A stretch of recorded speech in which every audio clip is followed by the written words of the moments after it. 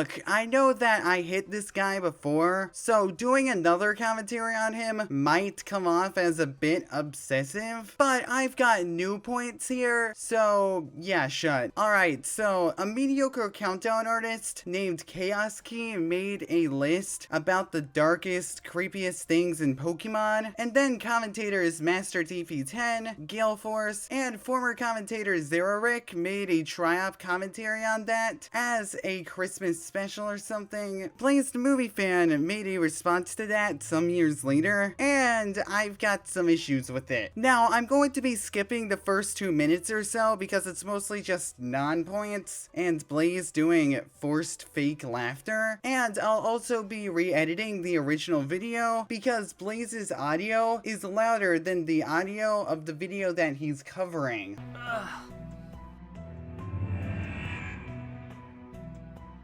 Okay, Sean, look. I know from having to rewatch your Mario power-ups list an ungodly amount of times that you have a camera that isn't bolted to the floor. Happy late birthday! Why go the lazy route and just take a picture of your hand?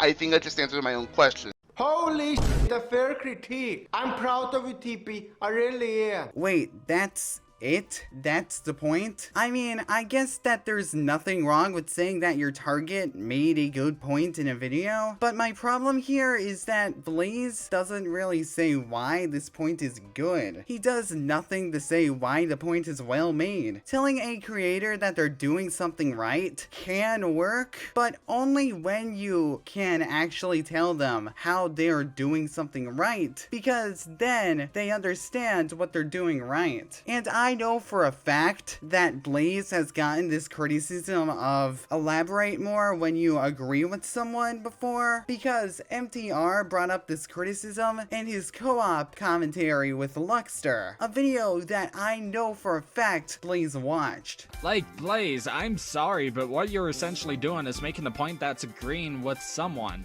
without bringing in anything new to the table or giving out an explanation as towards why that's the overall case. Judging from what you said in some of your recent videos, I get that you think bringing up positive aspects of a video is important to helping someone improve, but can you at least try to explain why those aspects are positive and touch on the elements that make it work? Because that would actually tell your target what they're doing right. If all you have to say is, "That's funny," that doesn't really give your target anything to go off of. It's the equivalent of a commentator saying that their joke isn't funny, and just leaving it at that, with no further explanation. Too long didn't listen version.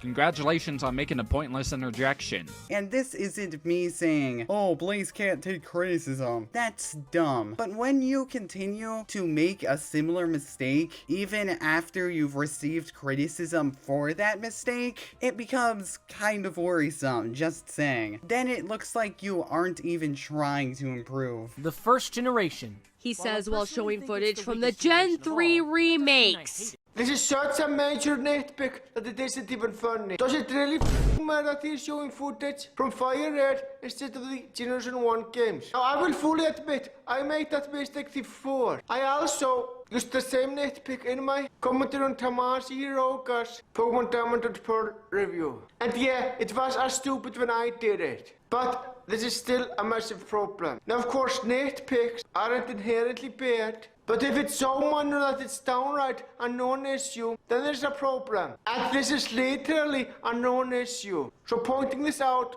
adds literally nothing to the discussion. This is a non-issue? Really? Because from what I could tell, Gale was making a point about how Chaos Key says Generation 1 while showing footage of the Gen 3 games. I mean, it's definitely a small issue, but it can still be seen as an issue because it's an inconsistency. You might not be bothered by it, but it can still be seen as an issue. Not only that, but I've always really hated this argument of you're nitpicking, because it's usually saying that nitpicks are bad because they point out small issues. Well, small issues are still issues. Now, if a video is almost nothing but nitpicks, which is definitely bad, or if the nitpicks are flawed, wrong, or fallacious, well, that's one thing. But if your point is, oh, you're nitpicking, then congratulations, you're avoiding the point at hand instead of actually hitting it. And it's not even like this nitpick is padding out the video, since it's an audio duct, meaning that the point is happening while the original video is still playing. Not only that, but the criticism of, oh, you're nitpicking, implies that you should leave out some criticisms just because nitpicks are small points, which just puts unnecessary standards on what you can and cannot point out in a commentary. Like, if I have an issue with a video,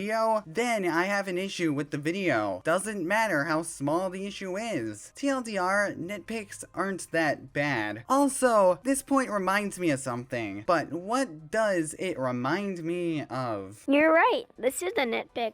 It's not even the level of a nitpick. It's so small of an issue that it's not even a problem with the video. This commentary is literally on par with the kids' commentary. Team Rocket invaded Lavender Town, kidnapped Mr. Fuji, and killed the resident Cubone's mother. Wait. They killed the Cubone's mother. In a kid's game. Rated E for everyone? More like rated E for explicitness. Yeah, off-screen death. Explicit. Look, I know it was a joke, but what I'm trying to say is, your joke is That's it! You're just gonna say that the joke is shit and leave it at that. Yeah, that really is a problem. If you don't like something in a video, explaining why is important. Now don't get me wrong, I have a hard time explaining how a joke doesn't work as well. But I do at the very least say that the joke is not funny. You don't even do that, you just say that the joke is shit and leave it at that. If you aren't gonna explain how the joke sucks, you might as well skip that part of the video entirely. Because just saying that the joke is and not going into further detail does nothing but waste time. You're right, that would do nothing but waste time. Too bad that there was an explanation for why the point was bad. Rated E for everyone? More like rated E for explicitness. Yeah, off-screen death. Explicit. Look, I know it was a joke, but what I'm trying to say is, your joke is Oh no, it's like death is a real-life concept or something! Besides, they never show how the Marowak died, or describe how the event occurred. They just said that Team Rocket was responsible for killing Cubone's mother. It's sad and admittedly dark, but that doesn't mean it's not kid-friendly. How is that explicit when that Marowak's death happened off-screen? You want an example of an actual on-screen death that messed with kids' heads, yet it happened in an E-rated game? Here. Moral of the story, kids, dark stuff can happen in an E-rated game. Granted, Zeraric, the guy who said that the point was bad, didn't elaborate, but the elaboration was still there. Gale and TP clearly said that the joke is bad because kids' media can still contain death. Also, Blaze saying this point is bad because there's no elaboration is very funny to me. The music, at least in the original games, was a very unsettling tune. Yeah, the only reason that music was unsettling in the original games was because it was 8-bit. If you listen to the song in the Gen 3 games, it's actually quite calming and nice to listen to, at least in my opinion.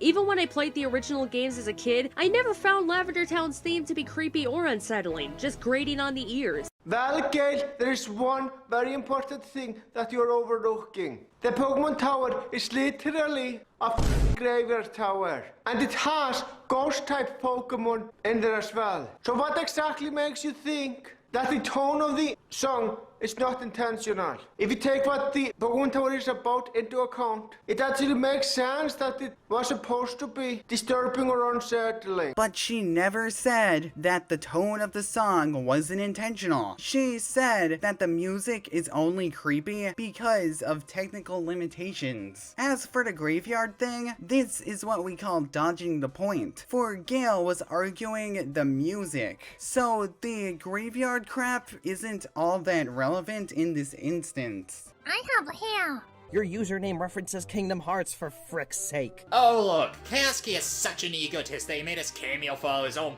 ideology of the no swearing club. In fact, to everyone watching, what's wrong with some of us not wanting to swear? Maybe we're just trying to show more decency than the average person. Maybe we're just trying to set a good example for the youngins. And besides, it's like what Stuttering Craig said in that one top 10. You don't need to cuss to get your point across. How childish. Even Josh let Alex swear in their co-op instead of forcing him to oblige his ideology. Hello? Blaze? Are you there? Hello? Yeah, Blaze doesn't make another point until 10 minutes and 15 seconds into the video, and this context starts at 8 minutes and 22 seconds. Either speed up the original video or cut out unnecessary padding. Yeah, I'm just gonna skip to his point. The main problem that I have here is that who cares? Yeah, that's my main argument. They do. Seriously though, I've always hated statements like, who cares in commentaries. You might not care, other audience members might not care, but the commentators in question still care. It shouldn't matter at all that someone doesn't like to swear. Does that really matter in the long run? Well, it shouldn't. They already explained why it doesn't matter to them. Oh look, Kaski is such an egotist that he made his cameo follow his own ideology of the no swearing club. And yeah, this is a stupid point, but why question something when the answer is already right in front of you? This could be a rhetorical question, but it almost comes off as if he doesn't know why they brought it up.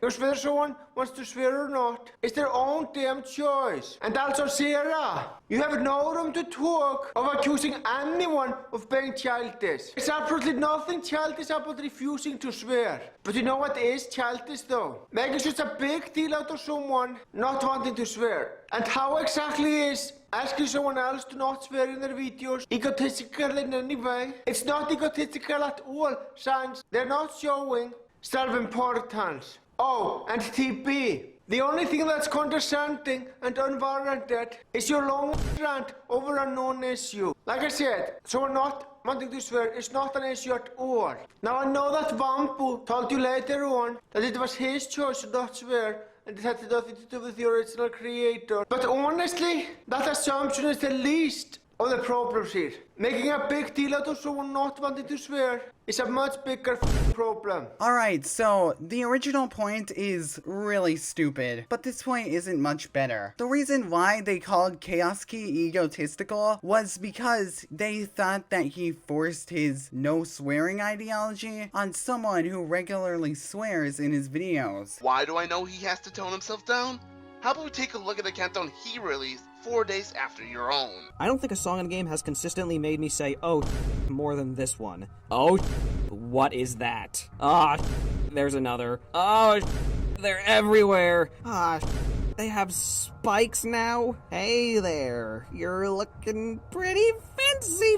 So it's clear to me that if you didn't write your cameo's lines, your cameo's script was influenced by your ideology and cussing. And if somehow it wasn't, how you acted there doesn't help convince me otherwise. Which could be seen as self-importance, because in their minds, if it was up to Wambu, he would swear. In their minds, Chaoski was forcing his own beliefs on someone who doesn't agree with them. And the reason why they called his choice childish was because being upset by swears is usually seen as a childish thing. Now, he wasn't actually upset by swears, but details. And yeah, not swearing is definitely a choice. I agree with you there. Too bad the point was based on the idea that Chaoski forced Wambu not to swear, meaning that it would no longer be Wambu's choice not to swear. And that's definitely assumptuous, but when there is a point in front of you, you're supposed to argue that point. That's kind of the point of a commentary. When you think of Johto,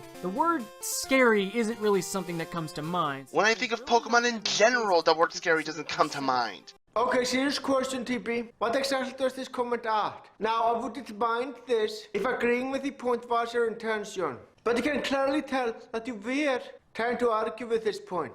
And it doesn't work. Because all you're doing is adding to his point. This is a pointless comment that doesn't contribute anything to the discussion. Except for the fact that it does add something though. It was a comment that was meant to poke fun at Chaoski's poor wording, since Johto not being scary is kind of obvious, at least to them. I mean, yeah, as a TP Carol pointed out, it's a dumb point because it misses the point of the list. For the scary moments are the the exception, but this comment isn't pointless. The reason the lack of anything from Coliseum and XD in particular, despite showing clips from XD, bothers me so much is that they are two of the darkest Pokemon games out there at this point, as they were intended to be. So many things in the two Ori games are dark and creepy. The villainous team of Cypher is one of the most powerful villainous teams in any of the Pokemon games. They want to take over the world with an army of shadow Pokemon that were stolen from their trainers and turned into fighting machines by artificially closing the doors to the Pokemon's hearts, which is the game's way of saying that Cypher abused those stolen Pokemon and drove them insane. The only way to bring the shadow Pokemon out of that, or purify them to use in-game terms, is to treat the Pokemon well. And depending on the shadow Pokemon in question, the purification process could take a long time, and maybe even require a roundabout way of doing so. Speaking of the shadow Pokemon, Cypher managed to capture legendary Pokemon and turn them into shadow Pokemon. The point is, you can make this kind of list solely using characters and other things from the Ori games, yet outside of the clips used in the preface, those games were completely ignored. But couldn't it be argued that including those on this list would make the countdown predictable? I know this is just my opinion, but I prefer if a countdown is not predictable. I enjoy a countdown a lot more if I don't see what's coming. That's what makes a countdown so great, to me at least. If he included what you suggested, I can easily see it coming. Except for the fact that Gale of Darkness is a spin-off, something that audiences might not know or care about, since the main series sells so much better than most spin-offs. Not only that, but Chaos Key's list could already be seen as predictable, since he put something as well known as Lavender Town on it. And those are all the points that I wanted to cover, and I don't really give final thoughts in my commentaries, so I guess I can sign off now.